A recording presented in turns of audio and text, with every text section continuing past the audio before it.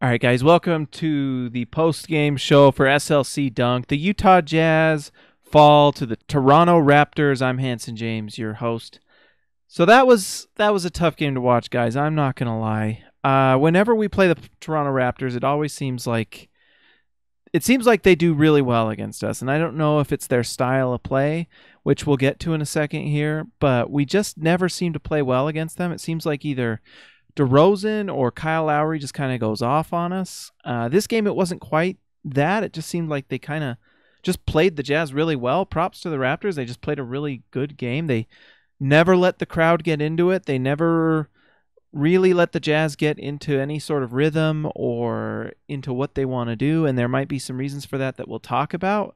But tough loss for the Jazz against a Toronto Raptors team that's actually really good right now. I mean, they nearly beat the Warriors a few days ago. They just beat the Denver Nuggets, who are a good team.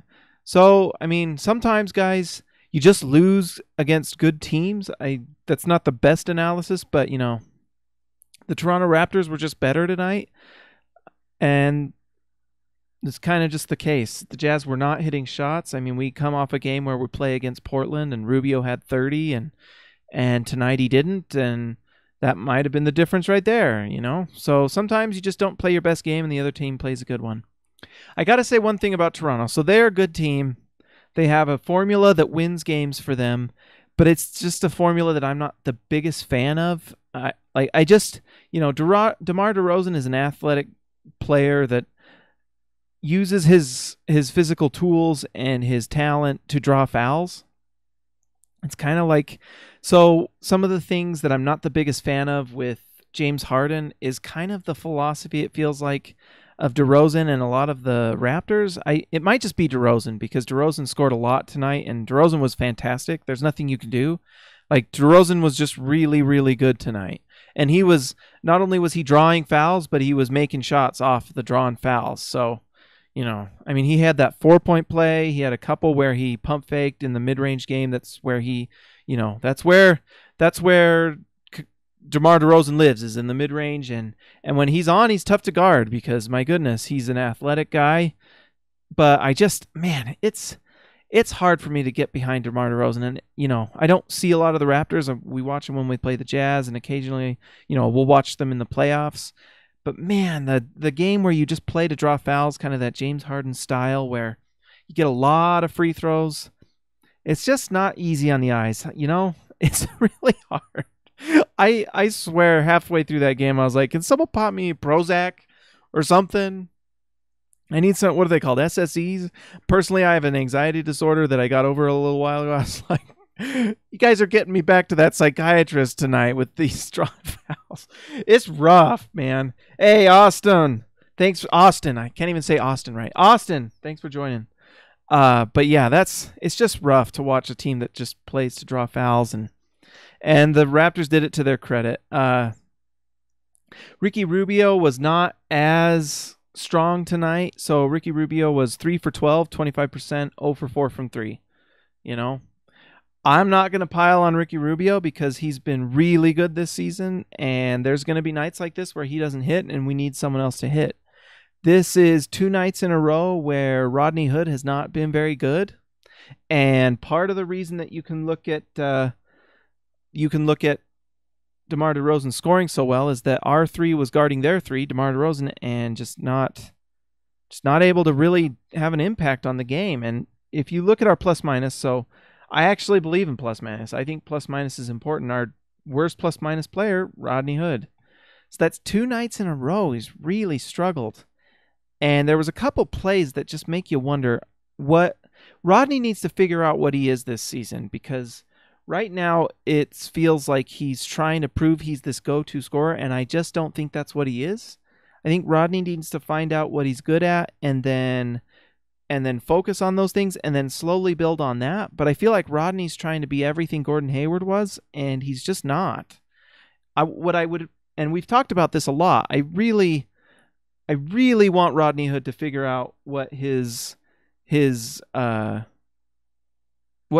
strengths are. And for me, it's spot up shooting. If Rodney Hood can just focus on the fact that he's a good spot up shooter and make that shot, that's great because that's where I think Rodney Hood can really shine because he can just rise up and hit over almost any two guard in this league. Because that's what the Jazz have been playing at. They have him at the shooting guard to start games because Ingles plays the 3. And Rodney's strength is his ability to just rise up and shoot above other players. But when he's not hitting that shot, when the fact is, and so let's look at Rodney Hood. Tonight, Rodney Hood, let's see, Rodney Hood, 6 for 19 from the field for 31%, 2 for 6 from 3, 33. So he shot 33% from 3, which is not horrendous. But 6 for 19 from the floor. This is what I'm talking about, guys. This stuff where he goes to the rim, he's just not a player that draws fouls because he has that little mid-range pull-up that he did not make tonight and he did not make it last night. And that's why last night was so tough for the Jazz because we were able to have someone like Donovan Mitchell and Ricky Rubio step up and fill that scoring void. I mean, when you have a player that's taking 19 shots and hitting 6 of them, that's hard to win. You know, that's really hard to win when that's the case. So 6 for 19, 2 for 6 from 3, and then a -10. And the fact of the matter is that his defense was not very good. It's just not very good. And so on defense, we're just trying to overcome that. And that's why you see that -10. Really, really rough showing. I mean, I don't want to pile on Rodney, and I think Rodney has a place on this team in the future. I really do. I think that his role needs to be different than what he's trying to do right now. I think him trying to be this go-to scorer, a bucket maker, is not what he is. It's just not his game. And we all watch Rodney Hood and the Utah Jazz night in and night out. That's not his strength. He is not a guy that goes to the rim. And it's one of two things. He either is more comfortable with that little mid-range pull-up or he just doesn't like contact. And I think we're starting to find out that it's the contact thing. A big play in that game was Rodney Hood was underneath the hoop. I can't remember who got him the pass, but it was a nice cut to the rim. And he doesn't go up to make the dunk. I mean, that's frustrating. When you're Rodney Hood and you get a pass underneath the basket, that's the best play in the game because you just got to go up and hit the shot. And if you get fouled, that's great because you get 2 free throws. And he just didn't want the contact, so he pulls out into the mid-range, takes a little awkward mid-range pull-up and misses it, and it goes the other way. That's hard to overcome. It's really tough. And I know that Rodney Hood's an interesting player because he's not this overly athletic, big-time dunk the ball player. That's just not really what he is. He is a 3-point threat that can sometimes dribble drive. But the other thing that's kind of tough is Rodney Hood, when he does that pump fake and he goes to the rim, he's looking to score 100% of the time. Like 100% of the time he takes that pull up. He does not pass the ball off in those situations. He's just not looking to right now. And I don't know if that's Rodney Hood looking for a contract or if Rodney Hood doesn't have, that vision and that ability to find the open player. When you get that 3-point pump fake and you go in, you either need to go to the rim, you either need to pass to the rolling big, or you need to find the open 3-point shooter, and he's not doing any of those. What he's doing is he's pump faking. The guy coming out the 3-point line is going past him, and then he takes a mid-range pull-up, and it's a bad shot. If he makes it, it's great. If you can make it at a high rate, like honestly Ricky Rubio does, or like a DeRozan who we played tonight, great. But he's not. And so it's tough. Like it's a little easy to guard Rodney right now because all you have to do is go to the 3-point line, force him off the line, and then he goes in and he's going to take a mid-range pull-up. You barely have to guard the rim because he doesn't go to the rim. It's tough. I mean, it's easy to guard Rodney Hood, and that might have been part of the game plan for the Raptors tonight is let Rodney go. Don't let him shoot the 3, let him drive, and then they can just kind of, he's not going to pass to that 3-point shooter, and he's not going to go to the rim. That makes it so easy for the defense. And if he's not going to pass to the rolling big, it's easy to guard, Donovan Mitchell had another big showing tonight, guys. time to start getting excited because what we're seeing is consistency from Donovan. So Donovan Mitchell, 9 for 20, 45% from the field, 3 for 7 from 3. He's shooting 42% from 3 again. Over 40% three-point shooting from Donovan Mitchell. I didn't even realize that. Woo! 42% from 3. So Donovan Mitchell scored 25. I didn't even... Okay. So we kind of laid it on Rodney Hood tonight and why that's difficult. He scored 17 points. We had 25 from Donovan Mitchell tonight. On 45% from the field, 3 for 7 from 3, 4 for 4 from the line, and a team best, +6.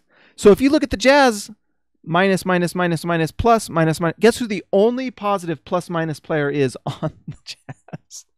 Is our rookie shooting guard, who was phenomenal again. Just fantastic.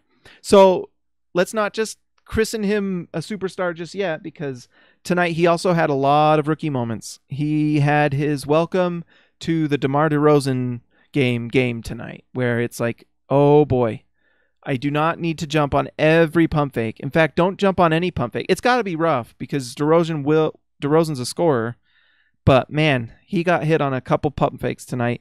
And despite the fact that he gave up those shots, still a positive plus-minus. That's just fantastic, guys. Austin Oldham. I have always thought Hood was more athletic than he typically shows when he's going to the basket. He almost never gets all the way there. He stops for the floater pickup almost exclusively. Exactly. And I don't know why. Because he can dunk it. I think he's afraid of contact. I mean, I don't want to say the 4-letter word, but I'm going to have to say it. I think he's a little soft. You know? You know what happens when you go to the rim and pack it? You get elbows. You get shoulders. You get fouled. You go to the line. If you don't like that, then you don't go to the rim. I have no other explanation for it. I don't understand why he won't go to the rim. Because we've seen Rodney pack it, and it's either that or he's scared of injury because he wants to get a contract. You know? But it's kind of a catch-22. If you want the contract, you need to go to the rim, get those free throws, and score. If you don't go to the rim and get those free throws to score, you're not going to get the contract. So Rodney's got to figure it out. I don't know what he... It's rough. It's just a rough time for Rodney Hood tonight. So, really tough. But the Raptors are really good. They're going to be one of the best teams in the East. They honestly are arguably the best team in the East. The Cleveland Cavaliers right now are really not good. They're just... LeBron James is still King James. He's scored like 57 tonight. Just incredible. LeBron James is unbelievable. And he's surrounded by a lot of old players who can't play defense. So, you know, LeBron James is the best player in the league still. No questions asked. But Toronto might be the best team with Boston, with Gordon Hayward out. And Boston's actually playing really well. But you know what? Toronto might be just as good as Boston without Gordon Hayward. It'll be interesting to see. I think one of the things about Boston that's helping them out right now is that they have like 3 or 4 players returning from last year. So they're just kind of this new team that you have to game plan for. And it takes time for film to kind of catch up and for teams to kind of see what a team is doing. And so I think teams will actually catch up to Boston. But Kyrie Irving's playing really well, and they're playing defense. So you know what? It might be Boston, Toronto, Cleveland. You know, so we played arguably the best team or the second best team in the East tonight and lost. Sometimes that happens. Like if the Jazz played the Toronto Raptors in a playoff series, I could see that going 7 games. I could see back and forth wins with Jazz and Toronto, you know. And honestly, they might be a better team than us right now. You know, they have 2 All-Stars and they have a lot of continuity on their team that helps them win games like tonight where they know how to win. And we just had a night where Rubio couldn't hit a shot and Rodney Hood was pretty terrible and we lost the game. That's just kind of what happens. So anyways, I think that's plenty. The Jazz will be fine. It was a tough loss. The Raptors took advantage of a rookie point guard and a shooting guard right now that's not quite sure what his role is and who he is after 4 years, which is kind of frustrating. But the Jazz will be back. Their defense will be just as good. We'll talk to you later, guys.